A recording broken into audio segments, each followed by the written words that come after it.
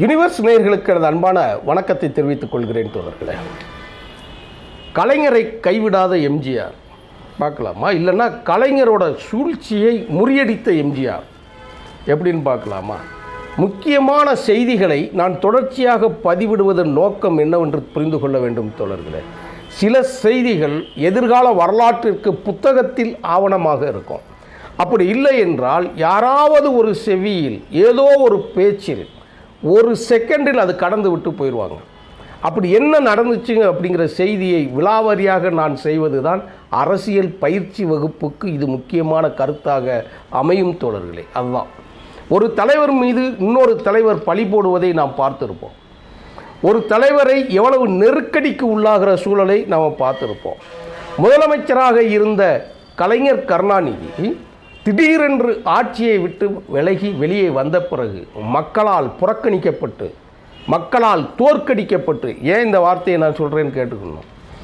72 எம்ஜிஆரை வெளியேற்றிய பிறகு மக்கள் சக்தியை டோட்டலாக இழந்தாங்க. யார்? காமராஜர் உள்ளிட்ட, நீங்கள் எதோ இத்தியாதியெல்லாம் போட்டுக்கோங்க, காமராஜர் உள்ளிட்ட, ராஜாஜி உள்ளிட்ட எல்லாம் அவ்வளோதான் முடிஞ்சது. அப்படி போகிறதுல கருணாநிதிங்கிற இமேஜும் உடைய ஆரம்பிக்க. அப்படியே அடுத்த தேர்தல் நடக்கு, கோயம்புத்தூர் திண்டுக்கல் தேர்தல் நடக்கு, கோயம்புத்தூர் தேர்தல் நடக்கு, பாண்டிச்சேரியில் தேர்தல் நடக்கு. பாண்டிச்சேரியும் மாநில தேர்தல், இது ரெண்டும் இடைத்தேர்தல். அப்படியே வந்து 77 ஆட்சியில் ஏறி உட்காந்துட்டாரு கலைஞர் கருணாநிதினால் இதை சகிக்க முடியலை. அப்புறம் ஏதோ ஒரு ஆக்சிடெண்ட், மக்கள் உணர்ச்சி வசப்பட்டு அவரை வந்து முதலமைச்சர் ஆக்கிட்டாங்க அப்படின்னு நினச்சிருந்தார். அடுத்து வெற்றி, அடுத்த தேர்தலில் வெற்றி, அடுத்த தேர்தல் வெற்றி, இடைத்தேர்தல் வெற்றி. இனி ஆட்சியும் கட்சியை காப்பாற்றுற வேலையை கஷ்டமாகக்கூடிய சூழல் கருணாநிதிக்கு வந்துருச்சு, கலைஞர் கருணாநிதிக்கு வந்துருச்சு. இப்போது கலைஞர் என்ன பண்ணுறாருன்னா போராட்டத்தை கையில் எடுக்கிறார். என்ன போராட்டம்? முக்கியமான எப்போ வழக்கம் போல் இந்தி எதிர்ப்பு போராட்டம் நடக்கலையே அதில். அப்போ இந்த இந்தி எதிர்ப்பு போராட்டத்தில் நடக்கும்போது அப்போது மூல பிரச்சனையாக இருக்கக்கூடிய சட்ட எரிப்பு பிரச்சனை நடக்குது. இதில் ஒரு கிளை செய்தி, ஒரு செய்தியை முதலே சொல்கிறேன். கலைஞரை எம்ஜிஆர் எப்படி முறியடித்தார் சொல்கிறேன் எப்படிங்கிறத. அதில் கூட நான் சொல்லிடுறேன், இதை சொல்லிவிட்டு கூட நான் அங்கே சொல்கிறேனே என்ன நடந்துச்சுன்னு அதை சொல்கிறேன். மறுமலர்ச்சி திமுகவோட பொதுச் செயலாளர் தலைவர் வைகோ அவர்கள் இதை எப்படி கையாண்டாருங்க பாருங்கள். கலைஞர், எம்ஜிஆர், வைகோ, இந்த மூணுக்கு ஒரு பொறுத்தவரை பாருங்க எவ்வளோ நெருக்கமாக இருக்குங்கிறது நீங்கள் அதிர்ச்சி அடைஞ்சிருவீங்க. சொல்லட்டுமா? இதில் இப்போது போராட்டம் நடக்கு. போராட்டத்தில் வந்து என்ன ஆகுதுன்னா எல்லாம் கைது செய்யப்படுகிறார்கள் சட்ட எரிப்புப்படி. அதை ஏற்றுக்கொள்ளக்கூடிய காரணங்கள் வருகிற போது என்ன பண்ணுறாங்கன்னா நேரடியாக கலைஞர் கருணாநிதியவும் கைது செஞ்சு சிறையில் வச்சிடுறாங்க. அப்போ சிறையில் வரும்போது விசாரணையில் முடிஞ்சு தண்டனை அறிவிச்சிருந்தாங்க. தண்டனையில் நீதிபதி ஒரு வரி சொல்கிறாரு, கடுங்காவல் தண்டனை. கடுங்காவல் தண்டனை அப்படின்னா என்ன செய்கிறது? விசாரணை கைதி வேறு, அரசியல் கைதி வேறு, தண்டனை விதிக்கப்பட்ட கைதி வேறு, கடுங்காவல் தண்டனை கொடுக்கப்பட்ட கைதி வேறு. இது எல்லாமே தனித்தனி பிளாக் வச்சுருப்பாங்க. இப்போ கடுங்காவல் தண்டனை கருணாநிதின்னு கொடுத்த பிறகு முதலமைச்சராக இருந்த ஒரு கட்சியின் தலைவராக இருக்கக்கூடிய கைது கொடுக்க போகும்போது சிறைச்சாலைக்குள்ளே உள்ளே போனால் அவர் கைதி தான், சரிதானே? சிறைச்சாலைக்கு உள்ளே போயிட்டால் சாதாரண மனுஷன். அப்போ சிறைச்சாலை அதிகாரியாக இருக்கிறவர் யார்? TIG ராமச்சந்திரன். இன்றைக்கி உயிரோடு இருக்கிறாரு. அவர் எழுதுனதை தான் இப்போ நான் பதிவு செய்கிறேன். அது உள்ள என்ன அரசியல் இருக்குது அதுதான் சொல்கிறேன். இன்றைக்கி உயிரோடு தான் இருக்கிறார். அவர் புத்தகம் எழுதியிருக்கிறார், ஜெயில் திகில் மதில். அந்த புத்தகம் என்கிட்ட இருக்குது, பீரோக்குள்ள பக்கத்துலேயே இருக்குது. அதில் இருக்கக்கூடிய செய்தி தான் நான் உங்களுக்கு சொல்கிறேன். ஆனந்த விகடன் அதை வெளியிட்டிருக்கிறாங்க. எல்லாத்தையும் சொல்லிட்டேன்னா என்ன எழுதியிருக்கு பார்ப்போம். ஜெயிலுக்குள்ளே உள்ளே போன உடனே அவருக்கு ஒரு நம்பர் தரப்படும், அவருக்கு ஒரு தட்டு, அவருக்கு ஒரு கிண்ணம், அவருக்கு கடுங்காவல் தண்டனை இருக்குல்ல. அப்போ சிறை கைதிகள் அடையக்கூடிய உடை, டவுசரு, சட்டை, கட்டம் போட்டு ஒரு படம் பார்த்துருப்பீங்கள, அந்த மாதிரி இருக்கக்கூடிய இதுகளில் கொடுத்துட்டாங்க. இப்போது இவர் A கிளாஸ் கைதி என்பதனால் அதை போடணும்னு அவசியம் கிடையாது. ஆனால் சிறை மரபு விதிப்படி அதை கொடுக்கணும். ஆனால் TIG ராமச்சந்திரன் என்ன எழுதியிருக்கிறாருங்கிறத நான் அப்படியே சொல்கிறேன். என்ன எழுதியிருக்காருன்னா, இந்த மாதிரி உள்ளே வந்துட்டு கடுங்காவல் தண்டனைன்னா என்ன செக்கிலுக்கு வைப்பீங்களான்னு கலைஞர் கேட்காராம். ஐயா செக்கெல்லாம் இங்கே வலிக்க மாட்டேன், அதெல்லாம் வெள்ளைக்காரங்காலத்தில் இருக்கிறது, அதனால் வந்து பைண்டிங் பண்ண சொல்லுவோம், ப்ரெஸ்ஸில் பைண்டிங் பண்ண சொல்லுவோம், அப்படி இல்லைன்னா லேக் அந்த மாதிரி லேக் எதுவும் வைக்க சொல்லுவோம், அவ்வளோதான், வேறு எதுவும் இல்லை. ஆனால் தண்டை உங்களுக்கு வந்து வேலை கண்டிப்பாக கொடுக்கணுங்கிறது உறுதி. அப்படி நீங்கள் வேலை பார்க்கும்போது ஏதாவது குறைன்னா நான் ஏதாவது சொல்லுவேன், பிறகு பின்னாடி நீங்கள் முதலமைச்சராகி என்ன தண்ணி இல்லாத காட்டுக்கு மாற்றிடாதீங்க அப்படின்னு சொல்லி இவர் சொல்கிறார், எழுதியிருக்கார். அப்படியெல்லாம் ஒன்றும் இல்லைப்பா, இதுகளில் இருப்பான்னு சொல்லிட்டு அது வழக்கம் போல் போயிட்டார். போயிட்டு இவர் என்ன பண்ணுறாருன்னா, சிறை கைதி உடையை போட மாட்டார் என்று நினைத்த டிஐஜி கலைஞர் மாலை சந்திப்புக்கு வரணும். தொண்டர்கள்லாம் வராங்களே, ஒரு கட்சி தலைவர் என்ன கூட்டம் இருக்குன்னு பார்த்துக்கோங்க, கற்பனை கெட்டாத கூட்டம் இருக்கும். நீங்கள் ஒன்றும் நான் புரட்சித் தலைவர் எம்ஜிஆர் அவர்களை பற்றி பேசுவதால் கலைஞர் கருணாநிதி நீங்கள் குறைத்து மதிப்பிடக்கூடாது. பெரும் கூட்டம் இருக்கும், உணர்ச்சி மிக்க ஒரு கூட்டம் இருக்குது. முதலமைச்சராக இருந்த கலைஞர் கருணாநிதிங்கிறத விட பல பேரை உருவாக்கிய ஒரு மாமனிதன்கிறது நம்ம குறைச்சி யாரையும் குறைச்சி இதுக்கு மதிப்பிடணும். உண்மையாக தான் நம்ம சொல்லலாம். அப்போ வெளியில் சிறைவாசலில் எவ்வளோ கூட்டம் இருக்குன்னு சொல்லி நீங்கள் பார்த்தீங்கன்னா பிரமிக்கத்தக்க கூட்டமும் கூப்பாடும் கோஷமும் இருக்குது. இப்போ வந்து கலைஞர் சந்திக்கக்கூடிய இடங்களுக்கு வரணும். எம்ஜிஆர் முதலமைச்சர் உள்ளே வந்துட்டாங்க. வந்தால் ஒரு டவுசரு சட்டை குல்லாவோடு வராது. டிஐஜி அதிர்ந்து போயிட்டாப்புல, என்னங்க இப்படி வாரீங்க, இதில் உங்களுக்கு ட்ரெஸ்ஸு போட வேண்டாம்னு சொல்லியிருக்குல்ல, ஏன் போடுறதுக்கு தானே கொடுத்துருக்கிய அப்படின்னு சொல்லிட்டு நேராக உள்ளே வாராரு. உள்ளே வந்த உடனே நீங்கள் இப்படி செய்யக்கூடாதுங்க, நாங்கள் சும்மா ஆர்டர் எதுவோ அதைத்தான் கொடுக்க, நீங்கள் கட்டாயப்படுத்தி போடணும்னு அவசியம் இல்லைன்னு சொன்னதை, நாளைக்கு என்னங்கிறது உங்களுக்கு தெரியும் பாருங்கள் அப்படின்னு சொல்லிட்டு போயிட்டார். இப்போது தொண்டர்களை சந்திக்கிறாரு, எல்லாம் கண்ணீரும் கம்பளையுமா இருக்கிறாங்க. நானும் ஒரு மாபெரும் திராவிட இயக்கத்தின் தலைவரை சிறைச்சாலையில் 2 முறை சந்தித்திருக்கிறேன். அப்போ என்ன நிலையில் இருந்தாங்க அப்படிங்கிற காட்சியை அதெல்லாம் பின்னால் நான் சொல்கிறேன். ஒரு இதுகள்லாம் வேலூர் ஜெயிலில் நான் சந்திச்சிருக்கிறேன். அந்த ஜெயில் சந்திப்பு எப்படி இருக்கும், அது என்ன இருக்கும் என் மனசுக்குள்ளே அப்படியே இருக்குது.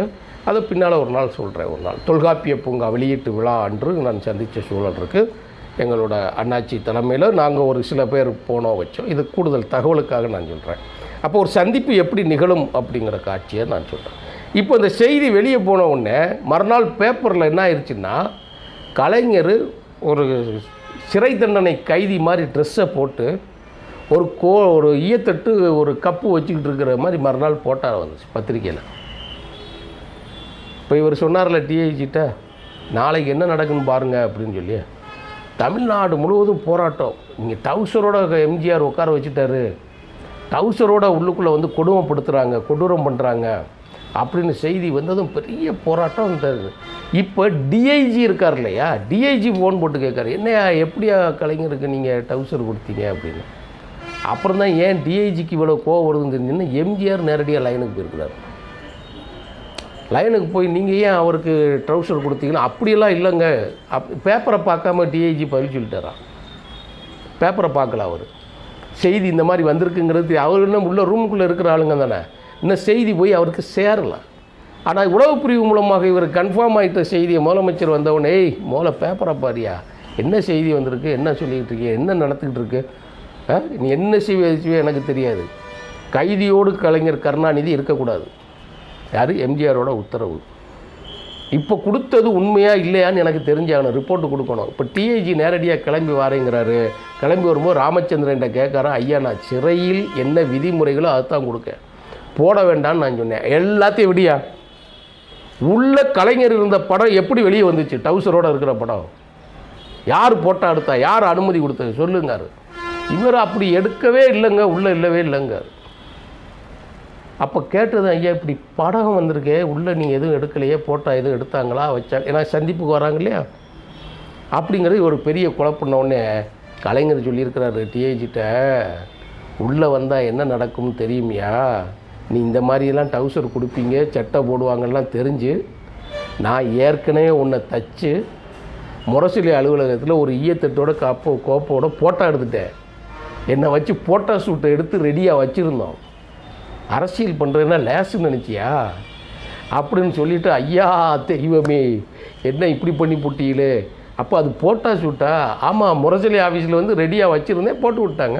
மறுநாள் இன்டர்நேஷ்னல் நியூஸ் ஆகி போயிடுச்சு. ஒரு முதலமைச்சராக இருந்தவரை டவுசரோடு உள்ளே உட்கார வச்சுட்டாங்க, இதில் கொடுத்தாங்கன்னு. ஆனால் இது விருப்பு இல்லாமல் நடந்த செய்தி.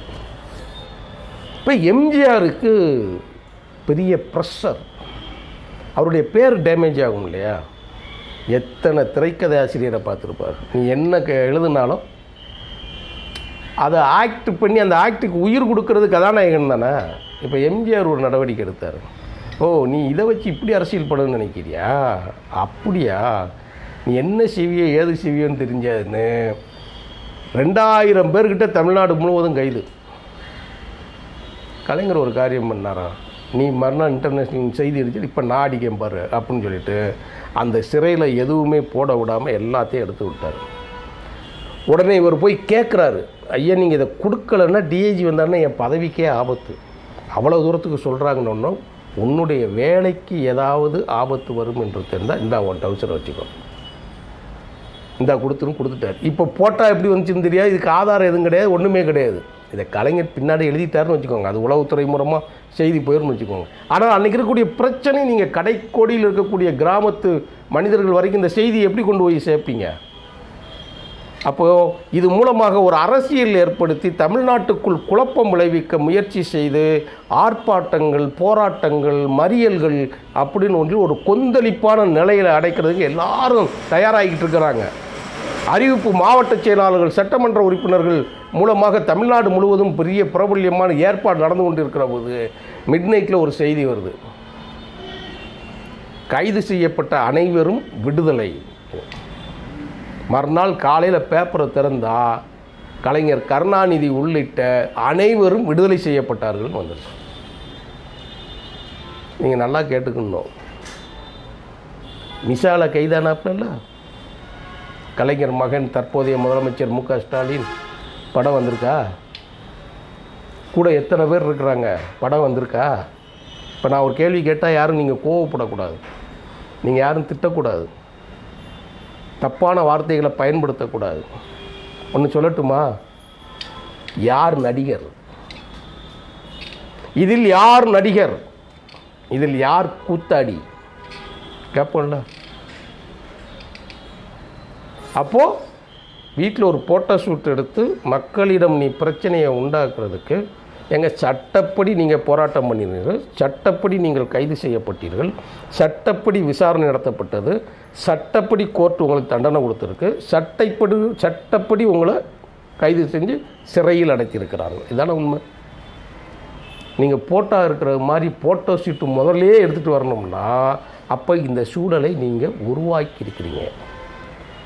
ஆட்சி கலைப்புக்கு உண்டான வேலையை அப்போ நீங்கள் நினச்சா ஆட்சியை கலைச்சிருவாங்க. ஒன்றிய அரசு நினைத்தால் ஆட்சியை கலைச்சிருவாங்க. மத்தியானம் சாப்பிட்டுட்டு தூங்கி இருந்துச்சா ஆட்சி இருக்காது, நைட்டு தூங்கி இருந்துச்சா ஆட்சி இருக்காது, மேடையில் பேசிக்கிட்டு இருப்பீங்க, கீழே வரணும்னா ஆட்சி. அந்த கேவலமெல்லாம் நடந்தது. பல முறை சொல்லியிருக்கிறேன். எஸ்ஆர் பொம்மை வழக்கில் தான் அது அழிக்கப்பட்டது. இன்றைக்கி அதை கொண்டு வர்றதுக்கு பல வகையில் யோசிக்கிறாங்க. இதையெல்லாம் திட்டமிட்டு தான் எம்ஜிஆர் ஒரு செகண்டில் தூக்கி குப்பையில் ஓட்டார். இதை ஏன், இதில் யார் நடிகர் அப்படின்னு நான் சொல்கிறேன் இல்லையா? இப்போ இன்னொன்று சொல்லட்டுமா? சட்டமன்ற உறுப்பினர்கள், நாடாளுமன்ற உறுப்பினர்கள் சட்ட நகலை எரித்தால் அவர்கள் பதவியில் தொடர முடியாதுன்னு ஒன்று இருக்குன்னு சொல்லும்போது, நாடாளுமன்றத்தின் சிங்கம், த பார்லிமெண்ட் ஆஃப் டைகர், பாராளுமன்றத்தின் புலி அப்படி என்று எல்லோராலும், கலைஞராலும், எம்ஜிஆராலும், அனைத்து தலைவர்களாலும், இந்திய தலைவர்களாலும் பாராட்டப்பட்ட தலைவர் வைகோ அவர்களுக்கு சட்ட எரிப்பு போராட்டம் நடத்தக்கூடாதுன்ட்டாங்க. ஆனால் முரசொலியில் செய்தி வெளியாக இருந்துச்சு.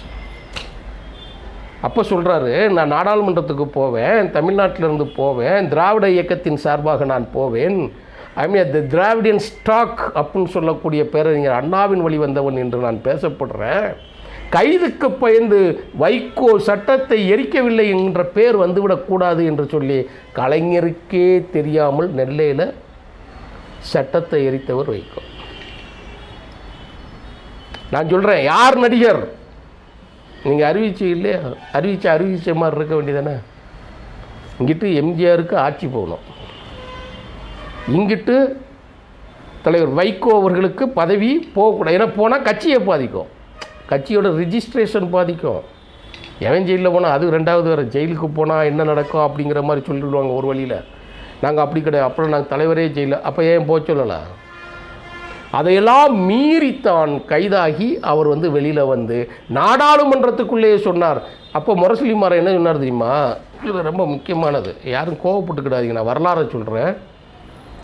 ஏன் நாங்கள் எரித்தது லவ் லெட்டராக கூட இருக்கலான்னு சொன்னார். நல்லா கேட்டுக்கோங்க, நாங்கள் எரித்தது லவ் லெட்டராக கூட சொன்னது முரசொலிமாறன். இதை சிதம்பரம் உள்துறை அமைச்சராக இருந்தாலே நம்ம காரைக்குடி சிதம்பரம் பார்லிமெண்ட்டை கேட்டார், இவங்க சட்டத்தெல்லாம் எரிக்கலை, லவ் லெட்டர் எரிச்சாங்கன்னு சொன்னாங்க. அந்த நொடி எந்திரிச்சு வைகோ அவர்கள் கேட்டார், நாங்கள் எரித்தது காதல் கடிதம் அல்ல, இதோ என் கையில் இருக்கிறதே அரசியல் சாசன சட்டம், இந்தியாவின் அரசியல் சாசன சட்டத்தை, இதைத்தான் எரித்தோம், எரித்தவன் நான், நாடாளுமன்ற உறுப்பினராக இருக்கிறேன், நான் சொல்லுகிறேன், நான் இதைத்தான் எரித்தேன்னு சொல்லி பார்லிமெண்ட்லேயே சொன்னவர் வைகோ. அதனால தான் இன்றைக்கி அவர் இன்னைக்கும் திராவிட இயக்கத்தின் போர்வாள் என்று எம்ஜிஆருக்கு பிறகு வைகோ அறியப்படுகிறார். நீங்கள் நல்லா புரிஞ்சுக்கணும், ஒரு தலைவன் உருவாவது சும்மா சாதாரணம் கிடையாது. ஒரு கட்சியை நிலைநிறுத்துவதுங்கிறது சாதாரணம் கிடையாது. நீங்கள் தியாகங்கள் உங்களுக்கு எப்படி இருக்கணுங்கிறத நினச்சி கூட பார்க்க முடியாது. எம்ஜிஆருக்கு எதிராக கலைஞர் செய்த அரசியல் ஒரே நொடியில் அவர் விடுதலை மூலமாக அகற்றப்பட்டது. வைகோ அவர்களுக்கு பேர் வந்துடக்கூடாதுங்கிறதுக்காக பண்ண அரசியல் பார்லிமெண்ட்லேயே ஸ்ட்ராங்காக இருந்தாங்க. அதனால தான் சொல்கிறேன், திமுகவிலிருந்து வெளியேற்றப்பட்ட எம்ஜிஆரும் திமுகவிலிருந்து வெளியேற்றப்பட்ட தலைவர் வைகோ அவர்களும் இந்த ரெண்டு இயக்கங்கள் தான் இன்னைக்கு வரைக்கும் உயிர் பெற்றிருக்கு. சனாதன சங்கிகளை எதிர்க்கக்கூடிய அந்த துணிச்சலோடு இன்றைக்கும் இருக்குது. இதுதான் உண்மையான காரணம். இப்போ நான் சொல்கிறது கேட்டீங்களா? யாரை காப்பாற்றினார்? எம்ஜிஆர் கலைஞரை காப்பாற்றினாரா? இல்லை, கலைஞர் எம்ஜிஆரை காப்பாற்ற. நீங்கள் மோட்டர் போட்டு பாருங்கள், தன் நண்பன் டவுசர் சட்டையோடு இருக்கக்கூடாதுங்கிற சட்டத்தை அந்த இடத்துலேருந்து அப்படியே வாபஸ் வாங்கி வெளியில் கொண்டு வந்தார். இப்போ யார் மாமனித? கலைஞருக்கே கருணை காட்டியவர் எம்ஜிஆர். நன்றி, வணக்கம் தோழர்களே.